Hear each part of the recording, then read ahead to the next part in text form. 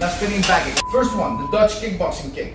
Now, I'm gonna do this on the back, but when you guys are drilling this with a partner and you guys are taking it, I suggest that you guys hit right above the knee. That's how we drill it in Holland, believe it or not. A lot of people think that we drill in the middle of the leg. This is not true. We try to hit right above the kneecap. Like right above, that little spot where the muscle ends, that fine little spot right here between the knee and the quadriceps, right there. So right here is where you want to land it, okay? I'm gonna do it with the left so you guys see me as a mirror, okay? Pretend I'm right-handed right now, but I'm standing on the left side. So you can, you don't want to throw this kick in a street fight in a sense that you just throw the kick single. It does work like that. I've done it many times, just throwing the kick only by itself. But there's a few problems with that. You can get countered with a punch, okay? If the other guy's already punching and you kick, you're gonna get hit in the face. One of the most important things is you don't want to look down. So when you throw the kick, you guys don't want to bust this and you're looking down and you throw the kick. Because an experienced fighter will know you're about to kick and they will punch you. I've done that many times to people. So what you want to drill is the way we do it in Holland. You want to take a step forward, but not a step so you can set up the kick. The step is so you can do a jab. The jab is a safe punch. You're not even trying to land this jab. You're only trying to get the person to look at your hands. You take that step, now you're at the distance, and from here, you just throw the kick. Make sure that when you throw the kick, you're looking at the person in the eyes, not down. Don't look down. You want to look up the entire time.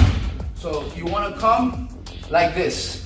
And as you throw the kick, you want to still look the person in the eyes. Of course, you want to drill this with somebody. You guys want to drill taking it, just taking it, making this part strong, just taking it. Drill that. It's very effective. This is the way we do it in Holland. Wear shin guards. Don't do it without shin guards. Drill it, drill it, drill it. So then this will be your drill. If you're using a heavy back to drill this, the punch should be just a whip. Like, bring it back as fast as you can. Don't leave your hand out. You're not even trying to do damage. And that's the way you should do it anyways in boxing. You should just snap it back. So you snap it back, kick.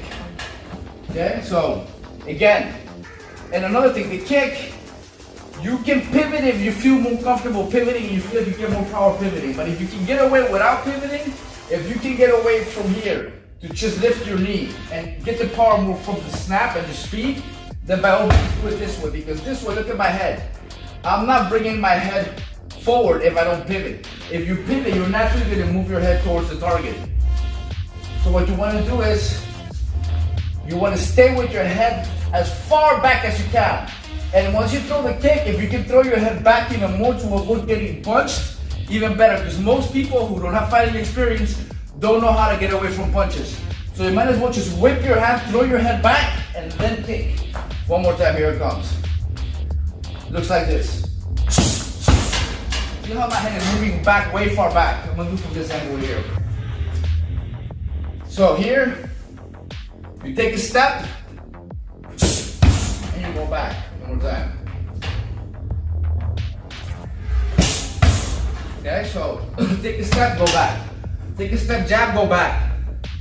Very effective kick. If you're doing this kick without the punch, also same thing, go back. Make sure you lean back with the kick, okay? Like, because sometimes you won't have enough chance to put your hands up.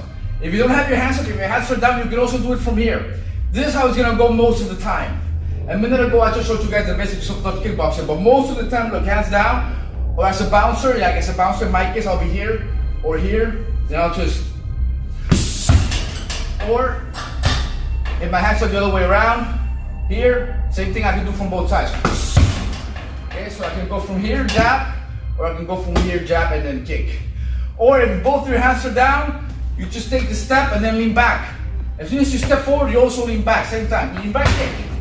Okay, so these are different variations. The point is, you want to drill this. You don't want to just only do it with the back. You want to kick a person in the leg, and you want to know what it feels like to be kicked.